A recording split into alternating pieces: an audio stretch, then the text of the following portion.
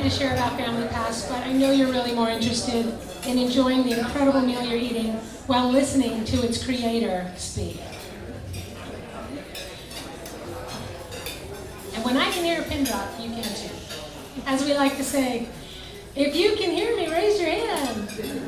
Thank you. Wait, was that a bid for FAR 75? Tanya Holland is well known for her culinary leadership here at home and internationally as the executive chef of West Oakland's acclaimed destination restaurant, say it with me, Brown Sugar Kitchen. She's been called the mother of modern soul and the barbecue queen. Rising above cliches of male-dominated outdoor cooking wars, Tanya embodies what Essence magazine called sisters grilling it for themselves. But her artistry speaks for itself. Her shrimp and grits, my personal favorite, are featured presently on the menu of In Situ at SF MoMA. This restaurant features signature dishes from 21 international chefs, of which Tanya, our Tanya, is the only woman, and one of 3 from California.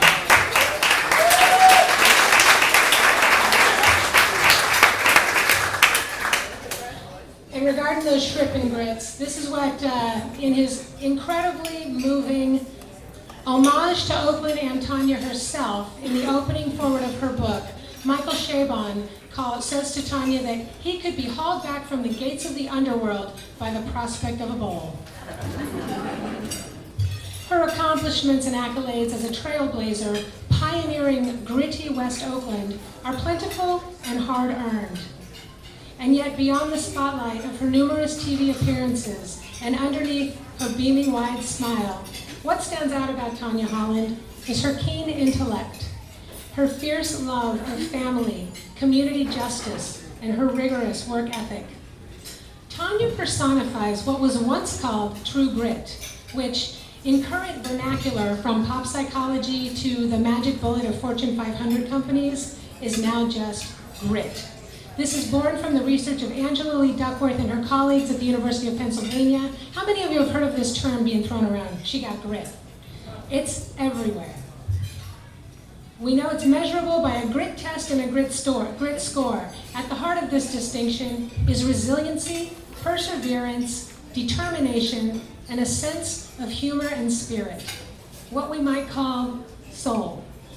And although Tanya may be best known for her chicken and waffles, it is her grit of the Duckworth research variety that could be her secret ingredient.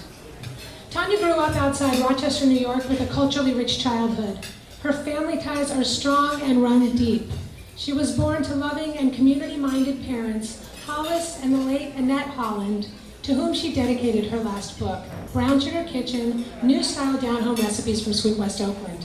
Tanya credits her parents for their hospitable spirit, frequent and welcoming dinner parties, and multi-generational community events, undoubtedly inspiring and nurturing and growing what has become the community hub of West Oakland Brown Sugar Kitchen. She credits her favorite Aunt Mary's love and leadership as a career attorney and alumna of the University of Virginia for her choice of college. Tanya, too, attended UVA, where she earned a Bachelor's of Arts in Russian Language and Literature. Yavo. Did I get that right? And it was her Aunt Mary who used her very own miles to send Tanya to France for cooking school, where she earned a Grand Diplôme from La Varenne École de Cuisine in Burgundy. In 2010, Tanya was inducted as a member of the prestigious Les Dames Escoffier and served as co-president of the San Francisco chapter. If you're unfamiliar with Les Dames Escoffier International, as I was, it is a prestigious international invitation-only organization of women leaders from food, beverage, and hospitality. And their mission and values are education, philanthropy, and a rigorous code of ethics. Tanya shares this distinction with exceptional culinary leaders such as my former boss, Alice Waters, and Julia Child, with whom she studied in a master class at La Varenne. Tanya has traveled extensively and was honored in 2015 by the U.S. State Department to be the culinary diplomat to Kazakhstan, where she was recruited to teach Kazis about entrepreneurship, food and cooking, a masterclass in the best of African American culture and cuisine. When she's not cooking up new initiatives as a restaurateur, like her recent venture, her recent adventure, Red Skillet Kitchen, in a dining hall at Stanford University, Tanya is an ardent advocate for food equity and social justice. She was a recent guest on Add Passion and Stir, Big Chef, Big Ideas, whose motto is, as much as food has become a source of pleasure and celebration, it's amazing how food is central to our health, our environment, educational achievement, sustainability, and overall quality of life.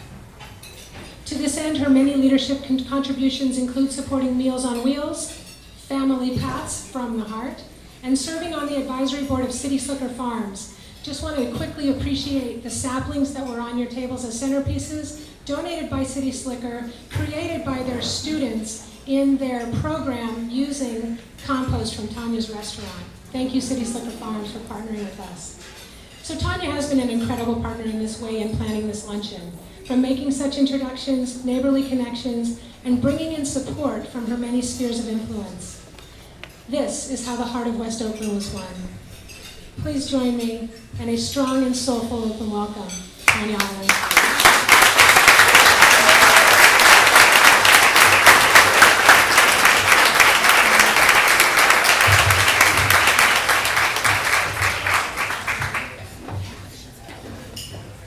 Hello, everyone, and good afternoon.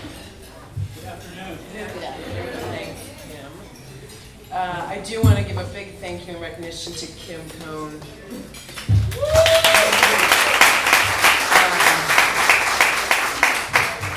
Kim contacted me repeatedly for months, asked me to speak at this event. She's tenacious, to say the least. But seriously, she's extremely dedicated to this agency and its mission, and now I feel lucky that I can call her a friend. It really began with a letter from Paul Valva, a longtime supporter of Family Paths, who also thought I'd be a good fit for the event, so thank you, Paul, for this opportunity. And before I go along, while you guys are still enjoying the food, I want to thank Blue Heron Catering, because they've done a great job representing me, and we just started a new partnership that they will be helping me expand the Brown Sugar Kitchen events and catering portion of my business. So, really excited. Closer to the mic. Closer to the mic? Okay. Sorry. So my only hesitation about doing this was that I'm overextended and under-resourced, so I had to pause. But I love the mission of Family Paths and a reason to hang out on Lake Merritt. Although I now live across the way and can see the boathouse from my living room, but still, this is a special place. I also know the importance of mental health services, as I've engaged in them myself, and I always think everyone should have access to these services. Even if you have a lot of tools and resources, you often still need assistance. I know what it's like to feel in need of some support with nowhere to go. Can you guys hear me okay now? It's fine? Okay. My problem is that I have too much to say, too much to talk about, and editing has never been my forte. So, get comfortable. I remember one of my classmates in junior high school said that I was outspoken. I was like, really? Back then? I mean, I didn't even know what she was talking about. I just like to call things as I see them. That's true. And today I'm going to do that. You're going to hear the good, the bad, and the ugly. The good is the power of creating community and taking care of one another, and I like to do it over food. The bad, sexism. The ugly, racism.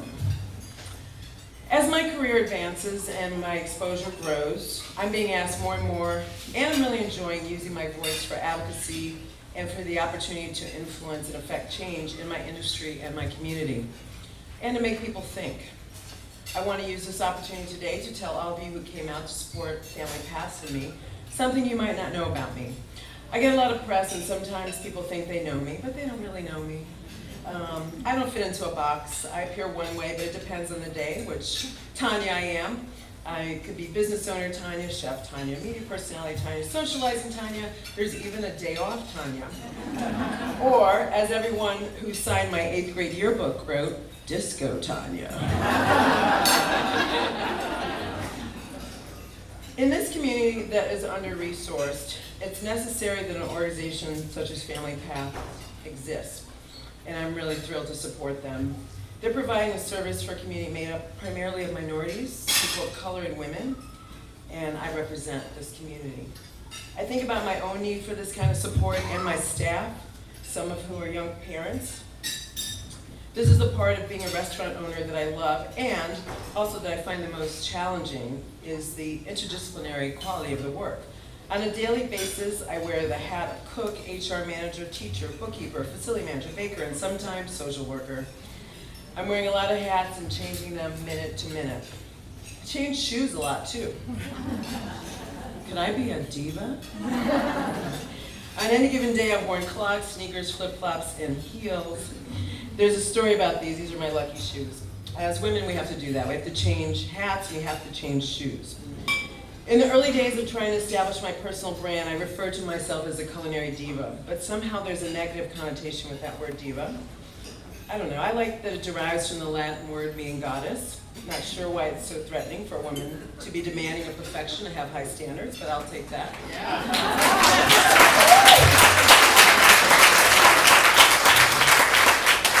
On a daily basis, I also work with cooks, servers, interior designers, graphic designers, architects, lawyers, accountants, many of them here, winemakers, producers, gardeners, and the list goes on. I'm in the hospitality business, but if I don't seem hospitable when you try to speak to me while I'm cooking, it's because I'm at work and I'm focused, and I don't have an office door to hide behind. It's not personal, it's business, Sonny. I like to quote from classic movies, by the way. As romanticized by Anthony Bourdain in Kitchen Confidential, everyone knows that the restaurant business attracts all walks of life. There isn't a typical or required educational, social, or economic background to do the work we do. But that's the beauty of our world. Everyone is welcome. I'm sure many of you in this room work in environments and live in neighborhoods where everyone has a four-year degree and maybe a graduate degree and a certain economic status and probably similar social experiences. This is not true of the restaurant world. It's one of its pluses and it's one of its challenges. So I'm going to share with you some of my past. Some of you may know this, but still wondering, how did I go from applying to engineering schools to majoring in Russian language and linguistics to attending cooking school in France? Why did I choose this industry? Well, in a way, I feel like this industry chose me. I fell in love with bringing people together over food, especially people who would normally not be at the same table together. I love finding the common denominator. I even do this today, introducing one regular customer to another once I discover their common ground. Creating community through food is ingrained in me. As Kim said, my parents founded a gourmet club in their mid-20s. I'm very impressed now. And you know, our neighborhood was only so diverse, but they brought together 3 black couples and 3 white couples every month for 20 years and cooked food from around the world, soup to nuts. And I was exposed to the cuisine of the usual suspects of France, Italy, Spain, but then also they did a Jewish Seder one month. They cooked Pennsylvania Dutch, they did a Polynesian luau. I have no idea where they got these recipes and these ingredients, but they did it. And then additionally, they cooked their own down-home dinners and barbecue with other friends and family. So that's how I was brought up. And sitting down at the table, what I love about that and the dining experience is that it breaks down cultural barriers and creates cultural understanding. The first thing I thought when I moved to West Oakland is, where is everybody getting coffee? Where is everyone who lives here hanging out? There wasn't a place, but there were people, so I decided to create this venue. When I began to dine out in restaurants as a young adult, I began to notice the lack of diversity in dining. This always bothered me. I was exposed to so much and loved being around people and environments where I could learn something new. But at the same time, I was also just used to being the only one and different. But I still found it disturbing as I lived in a metropolitan city like New York, and then I saw the same when I moved to San Francisco and still see it in Oakland. Not everywhere, but in certain establishments. When I lived in Boston, I expected it, so. Sorry. This is incredibly shocking though, right? It's surprising. But then it dawned on me, it's because it's not the intention of the ownership.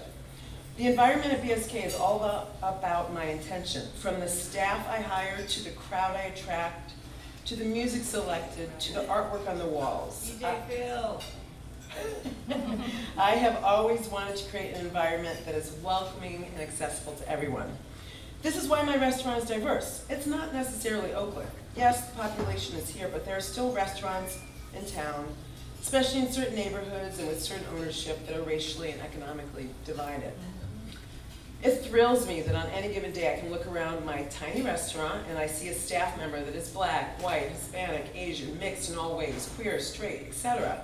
And the same is true for my clientele. I actually pride myself that everybody who works there gets to see someone who looks like them in the dining room and vice versa. That wasn't true for me coming up in restaurants. I have old, young, business people, Caltrans workers, service industry colleagues, law officers, burners, little old ladies sitting next to tattooed and pierced hipsters, council members, visitors from other towns, states, and countries, and once a term, the mayor. I'm not sure where all of this happens, where else this happens. As far as nurturing the soul of Oakland, my cookbook, in fact, was a love letter to Oakland. But there's definitely been a little heartbreak along the way. Some challenges that motivated me and inspired me in the beginning are now growing a little tired. After almost 9 years in business, I thought I'd be a little farther along by now. I didn't aspire to open a small breakfast and lunch joint in a marginal neighborhood. I'm there because I myself was marginalized. I wasn't given access to the capital real estate that I pursued. I'm a nurturer by nature. That's all I do. I feed people all day long. Do you know the numbers? We have 50 seats and we serve about 250 guests Tuesday through Thursday, 300 plus on Fridays, and 400 plus on each weekend day with 6 burners. And I'm going to pause because I want to point out that many residents of the hills and communities through the tunnels have 6 burners in their home. We also have a 36-inch flat top and 3 waffle makers in service. So some have said that it is a feat of engineering that I can feed as many people as I do out of that restaurant. So that intention of going to engineering school may be paying off a little bit too. But people don't understand the limitations of the facility at BSK. They see this huge media footprint and assume I'm all set. I aspired to have a larger restaurant. I had no idea what this little place would become, but I can't expand or add a waffle maker if I wanted to. We have tapped out our electrical capacity, not to mention those machines cost $1,500 each, and they're like used cars going in and out of service constantly. I've purchased over 14 over the years. Now I'm down to 5. So as they would say on The Wire, I need to re-up. Since I've opened, several of my colleagues have contacted me for waffle batter advice and waffle machine advice, and my advice is don't do it. I'll do more waffles, I'll suffer through it. But I don't advise anyone else to do it. And forget about the chicken. My chicken vendor loves me, which is why you're enjoying his product right now. We go through, I don't know how many chickens a week, but the theme I thought was more appropriate for today is serving grits with grit in gritty West Oakland. Say that 3 times fast. It's funny how many journalists have described BSK as being located in gritty West Oakland. So ominous. And they're partially correct, but it's more of a depressed area that needs some love and assistance. My landing there all happened very organically and wasn't really of my choice, not even living there, but it was an affordable move at the time. And like my industry chose me in a way I feel like West Oakland chose me. BSK is the little restaurant that could. It's a happy accident after all. People thought I was a little crazy opening up in that location, but I knew in a way that if I built it, they would come. However, it was the only real estate I could access. I tried to obtain leases in Old Oakland, Jack London Square, and Uptown before it was Uptown. I wanted to open a large restaurant, about 80 seats, but I wasn't able to access the restaurant or capital to do so. I was made to jump through a series of hoops only to land and not move forward. One of the landlords who asked me if I was going to play loud music is now on his 4th tenant, in the same time that I've been open and running a consistent and successful business. I'm ambitious and aspirational, a few of you might know this. So I had a vision of an upscale Creole bistro in a vibrant, or soon-to-be vibrant, business or residential district. I could see it coming, the transformation of Oakland. Having lived in New York City in the 80s and seeing all of this change, I felt that that change in Oakland was imminent. And as we can all see, it's happened. And I've also been in this business long enough to know it's all about location, location, location. Or it can be, or it can also be about destination, destination, destination. And that's what we've become. I also didn't want a small restaurant because I've been in this business long enough, 30 plus years now, 20 or so when I was trying to raise the capital and find the real estate for my first concept. And I know the formula, 80 seats or more and 5 to 10% occupancy cost to make your margins, and margins are slim. For example, a chef with 3 restaurants, all 100 plus seats and all with full liquor licenses has a much larger revenue stream and profit margins, no matter the quality of the food or their credentials and reputation. I won't mention any names. I went to the right schools. I'm not bitter, just saying. I went to the right schools, I joined the right organizations, sat on many nonprofit boards, donated almost more than I've made, yet still I stand without opportunities that I'm working hard to access. Why is that? Believe it or not, George W. Bush, can't believe I'm quoting George W. Bush, remarked on the soft bigotry of low expectations. I've experienced this quite a bit. I've been criticized for bringing an attorney to a lease negotiation. It's been suggested that I should be happy just being at the stove. I could go on. As I said, I'm ambitious and aspirational, and I now have the vision of brown shirt kitchens everywhere. I want to create the Shake Shack of soul food. So, let's see it.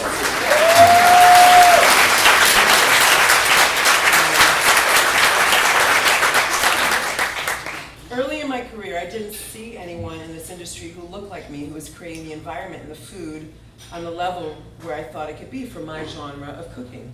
So I modeled after the most successful restaurateurs in the business that I knew of, Danny Meyer and Junit Perrant, and chefs I worked for and knew, like Mario Batali and Bobby Flay. I actually thought, if that punk can do it, I can do it. I'm a lot smarter and I'm a lot more charming too. I also never wanted a small restaurant because I thought one group might take it over, whether it's hipsters or only people who live in the neighborhood or only foodies or only people who look like me. But because of my intention, I see that's not the case. The daily diversity at BSK is proof. I've never wanted to be surrounded by people, only people who look like me or had the same background as me. And I never was. I was kind of used to that. I was generally the only black kid in my class, especially as I excelled in math and science. And at my parents' encouragement, applied to engineering schools. But of course, that path changed. But my parents always wanted to expose me to as much diversity as possible. We attended a predominantly black church in the city of Rochester, so I could have this experience, although we resided in the suburbs. But it was actually kind of painful for me because I didn't fit seamlessly into either scenario. But now I credit the situation for my ability to navigate almost any social situation with anyone of any background. May have did me a favor. And again, maybe they did me a disservice by telling me that I could be anything I wanted to. I remember asking my dad, I don't know, I must have been like 9 or 10, I asked him if I could be president because my examples were a peanut farmer and an actor, so I thought, could I be president?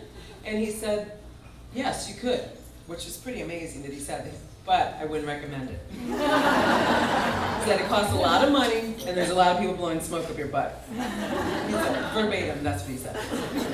And later in high school, I remember reading Atlas Shrugged, and I was like, oh, Dad, can I be an architect? And he's like, you won't make any money. Be an engineer, black woman engineer, name your price. My dad's so pragmatic, as you can tell. And he was recruiting engineers for Eastman Kodak at the time, so he knew. So that was out. And then I think it was senior year, this new show came on television called Fame, and it was at the fictional School of Performing Arts, and the student body was so diverse, and they were dancing. I'm like, Dad, can I be a dancer? Remember, Disco Tanya? And he said, I'll never put a dancer through school. Womp womp. So I laugh today, and I say, I'm president of my company, I'm the architect of my environment, I play the music I want to listen to, and I dance all day long. So. I'm doing exactly what I wanted to do. So they told me I'd face adversity, but they just didn't focus on it. I wasn't raised naive, but I was raised to believe that anything was possible if you did the right thing, if you went to the right schools, went to church. In fact, my dad would say, I'd wake up on a Sunday morning, like, oh, he'd say, no church, no brunch. So I went to church. I took these words to be the truth, and I assumed that all doors would open. Not true. They failed to discuss the glass ceiling with me. But it's not just me. Look around this town. You heard the auction lot. We have so many talented women chefs in this city. But I have one of the larger restaurants at 50 seats. So it's kind of disconcerting to think about it. I mean, when you have talent like Dominica, who's a Chez Panisse alum, Romney, who grew up in Big Sur at Nepenthe, and Preeti, who is on Top Chef. Everyone has heard discussions addressing the gender pay gap, right? Well, in an industry like mine, that isn't corporate and extremely unregulated, it's hard to prove this, but make no mistake, there is a gender pay gap, and perhaps a racial one as well. The conversation concerning sexism and racism is on the national forefront now with the election and all the police profiling cases. It's going to get uncomfortable. We have to talk about it. And I think it would be a lot easier and a lot more fun if we did it at the dining table. I recently attended a summit that the James Beard Foundation called. Yep, they called a summit to discuss the inequities of access to capital for women in my industry. That's how serious it is. So this is of real concern. I was told they were addressing race next, but then a colleague of mine spoke up and said, how can Tanya separate this from her experience? True, how can I? Both are my reality and both create challenges. But back to tangible examples. Look around this town. There's several white male chefs with equal or not as much notoriety and achievements and credentials, yet they seem to have limitless access to capital and real estate. What's going on here, people? I could use some support around here. It's hard not to walk around like an angry black woman. I know that some of you are thinking that, maybe some people aren't in this room. I'm not paranoid, I'm just practical. But I'm not an angry black woman, I'm just a frustrated business person who happens to be black and happens to be a woman, and I'm comfortable verbalizing my truth. My haircut isn't some militant expression of my defiance of rules, my haircut is practical. I was working one summer in a hot kitchen on Martha's Vineyard. I wanted to work in comfort and swim on my time off. This was the solution. You're rocking. Oh, the summers on Martha's Vineyard, the good old days. Every day I cooked, I rode my bike, and I swam, 3 of my favorite activities, all of which I've been doing since I was 5. So I really haven't matured much since then. But I only speak the truth because I have no need to exaggerate it or make anything up because my truth is already so unbelievable and absurd at times. I'm going to tell you what inspires me these days is growing as a leader in my industry and creating opportunity for those who come after me. But it's hard to lead when you're feeling depleted yourself. There are many days when I'm ready to throw in the towel, file for bankruptcy, and move to Maui. That's my dream. But then I think I'm closer to reaching this goal than almost anyone who looks like me. Remember, I never saw anyone doing what I do, aspire to do, who looked like me in the establishments where I worked, or the ones I dined in, or read about in the food magazines. Yet I was convinced that I could do this. But I dare you to name a handful of black women chefs and restaurateurs. I will. There's Sarah here in Oakland, Carla Hall and B. Smith in New York, Naisha Arrington in LA, Mashima Bailey in Savannah, and of course the great Leah Chase in New Orleans, and the late great Edna Lewis. But where are our empires? Where are our cooking shows? This is why I'm determined to become the example and provide opportunities for those who might be judged by their appearance and not given a chance. I couldn't find mentors and models, so I will mentor and I will model. What's next? What's to come? Wouldn't you like to know? Well, I haven't made this a public announcement, but there's the Ferry Building. That's right, I have access to a lease at the Ferry Building. Yeah.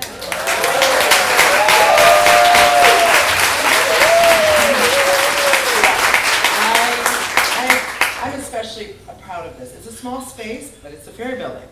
And I beat out 7 very notable Bay Area chefs. But why? Because the powers that be at the Ferry Building are recognizing the importance of diversity. But trust me, most of these chefs are already capitalized and waiting in the wings if I don't find funding.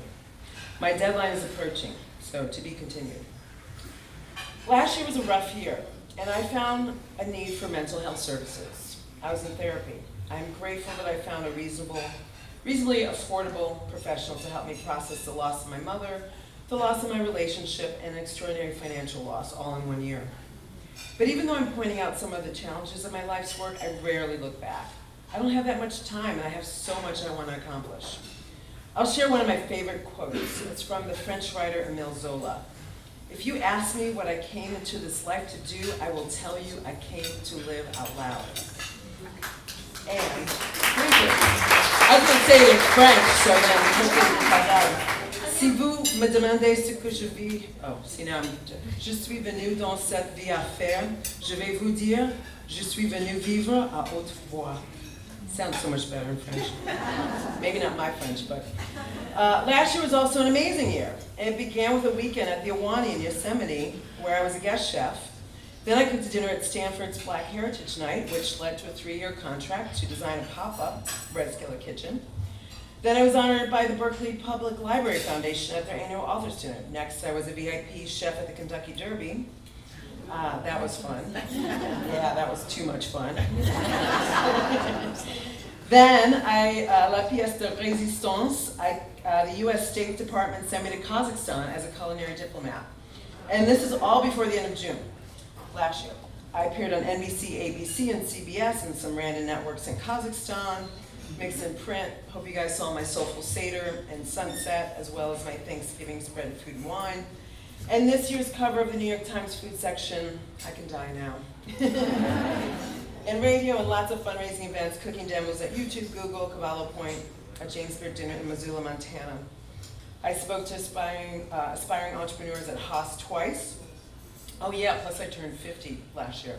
Now that could be rough and that could be amazing, and depending how you want to look at it. But for me, it's been amazing. Seems like people are finally taking me seriously. All those years of studying languages and other cultures is starting to make sense. Kim insisted that I say something in Russian, so you met French Tanya. Russian Tanya is a little rusty. Меня зовут Tanya, это был мой главный предмет в университете. Спасибо большое. This gentleman obviously knows some Russian. When I received the inquiry from the State Department, I immediately called my dad, and I was like, the degree is fine, paying off. I don't know if he really appreciated it at this point, but anyways, French is my first love. My birthday's Bastille Day, so I'm a Francophile from way back. More on the international front, the BSK cookbook was just published in Japanese. I'm very proud of that. I hear this is rare for a U.S. cookbook. A couple weeks ago, the CEO of Norwegian Air was brought into BSK since we're featured in their in-flight magazine, and a crew from a Dutch TV show filmed a segment. This past weekend, there was a French photographer and journalist who plans to mention us in an article, and just on Sunday, a young woman from New Zealand leaned over the counter and told me that this is the best food she had in her 5,000-mile trip across the U.S. It's really amazing.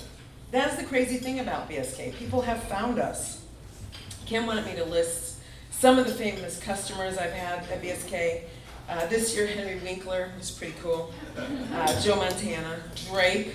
I mean, my staff was losing their minds. We had EPA Director Gina McCarthy. Tomorrow morning, I'm having breakfast with the ambassador to Uzbekistan, Pamela Spratland. She's in town, being honored at COW.